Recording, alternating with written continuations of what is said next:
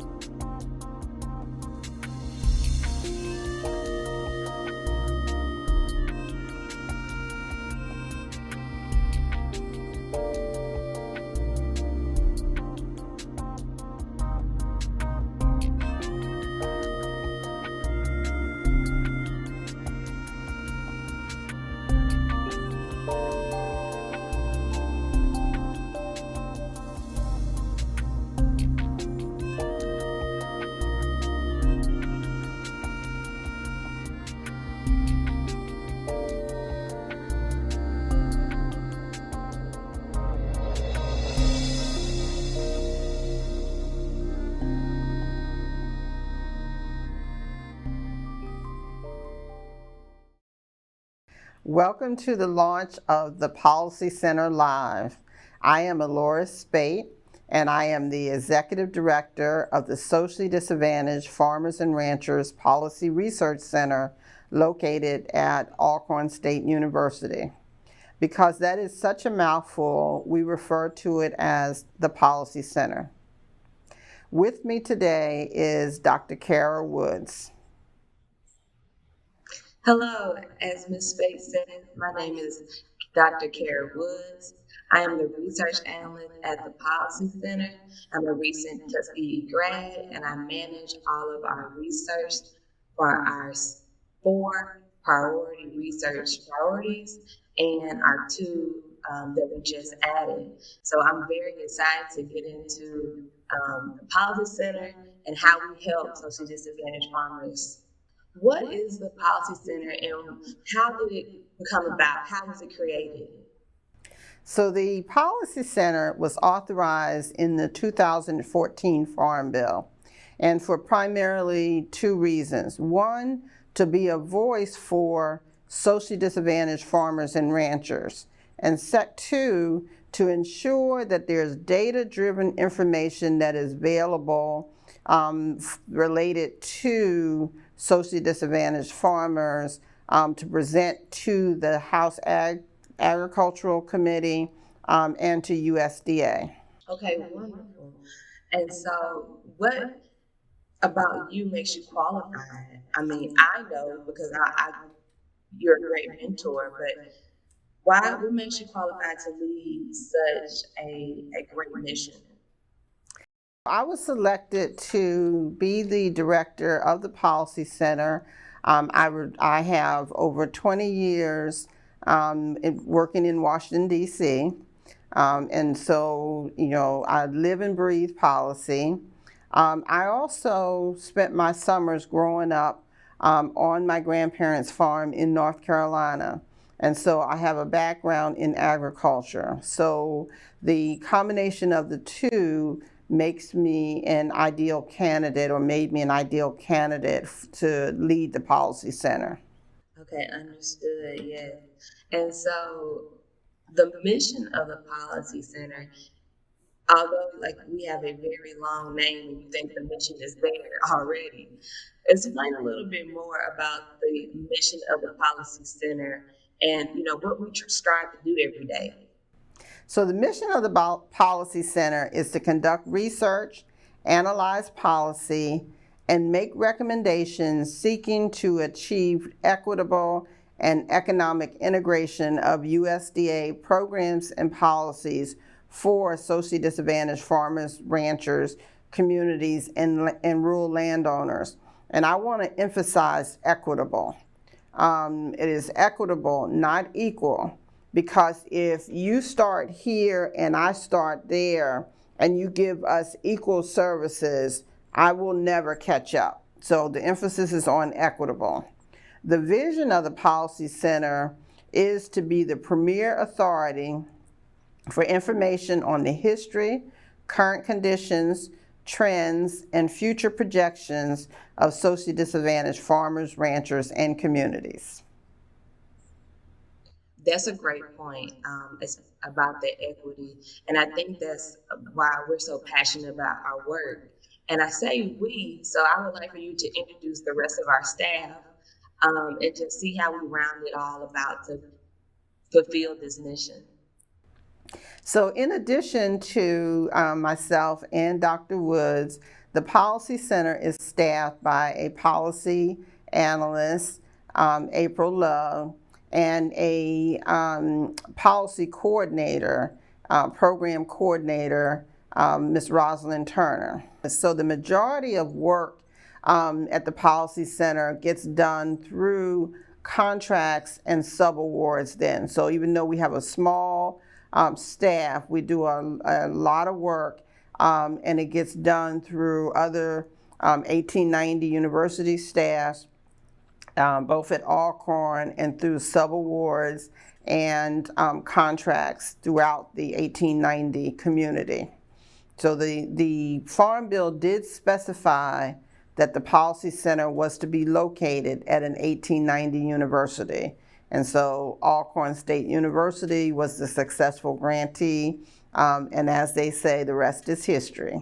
Wonderful. And you actually spoke a little bit about my next question, which is the partnerships that we have with different entities and CBOs with the Policy Center. So can you explain a little bit about the partnerships that we have and have used in the past?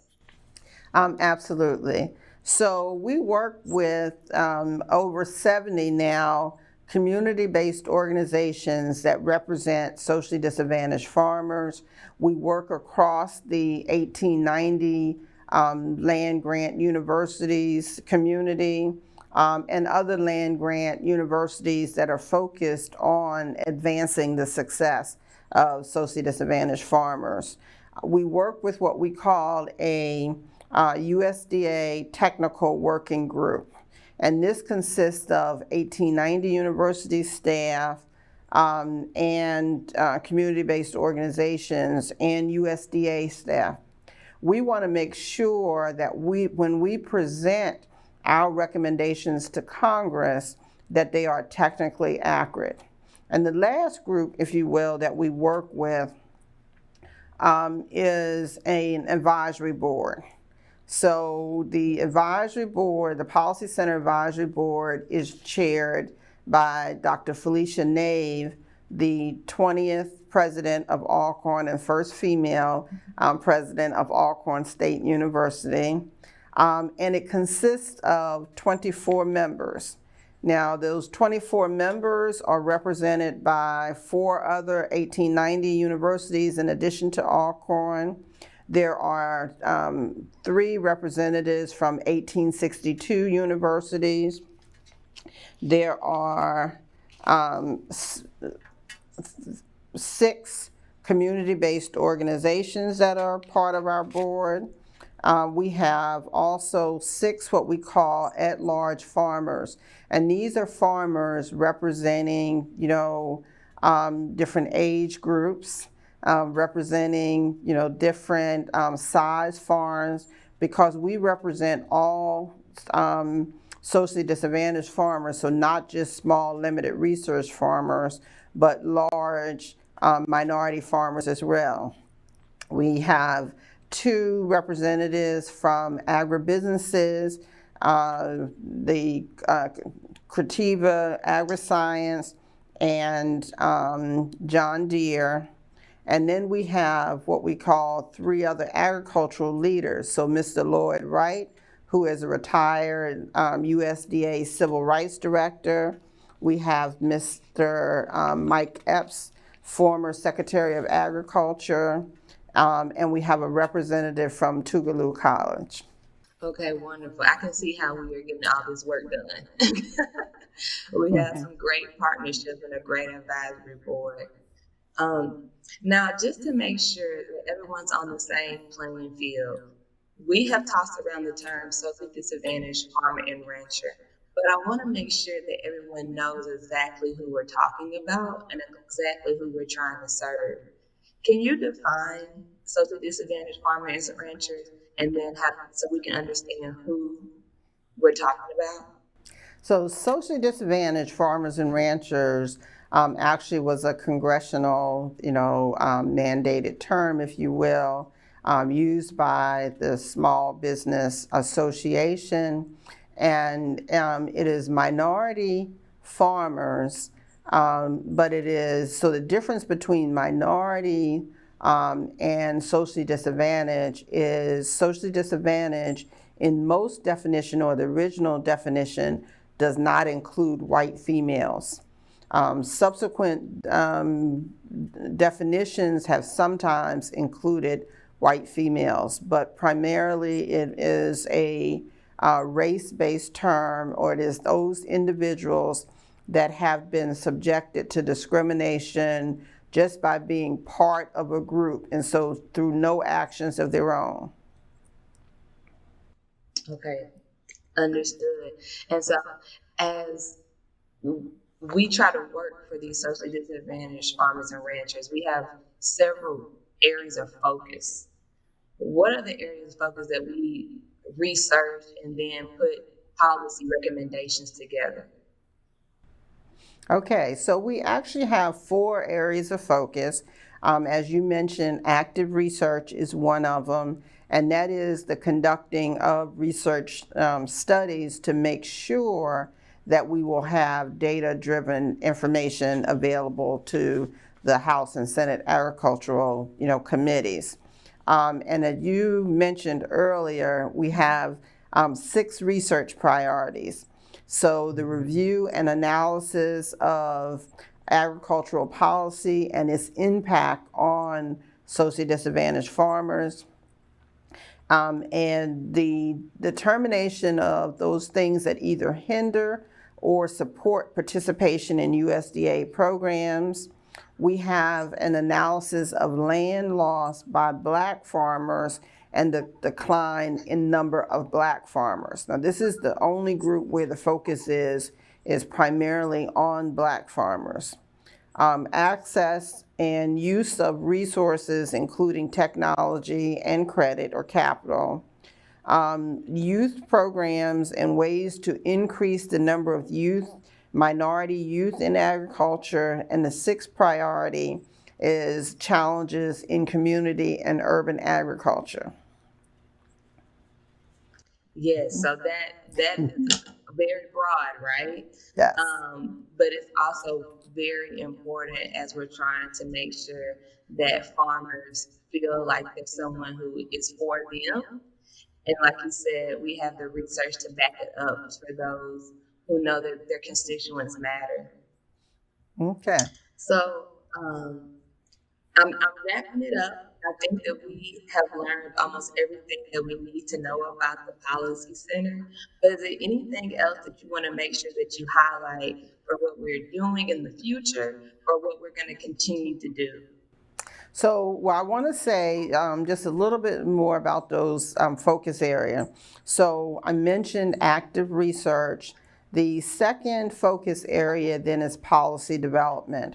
So, we take then the results from the research studies and from focus groups that we run related to socially disadvantaged farmers and ranchers, and develop the policy recommendations that we present through the Congressional Black Caucus then, and ultimately to the Senate and House Agricultural Committees.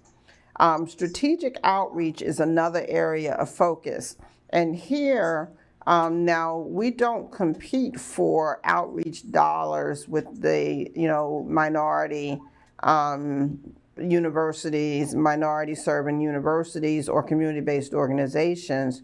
The strategic outreach that we provide is primarily related to education around the issues and challenges then that are faced by socially disadvantaged farmers and ranchers, and to educate them on the Farm Bill and policies that are impacting them.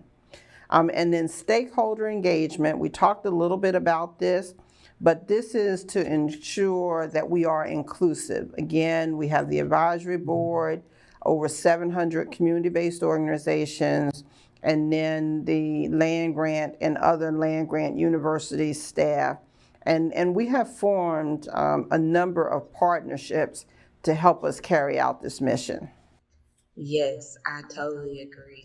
So, with that, you have the Policy Center. We are small but mighty, as we like to say. We try to get a lot of work done, and we're very excited for the 2023 Farm Bill. Um, I don't want to give too much away because this is only the first episode. We have a lot of great topics that are coming up with a lot of great guests. And so I'm not going to spill too many of the beans, but I want to thank you for the opportunity to moderate this. And hopefully, we get a lot of education and knowledge out there. And, if we have any questions, we have our website posted, we have our email posted, and we are looking forward to being even more engaged. Thank you, Dr. Woods.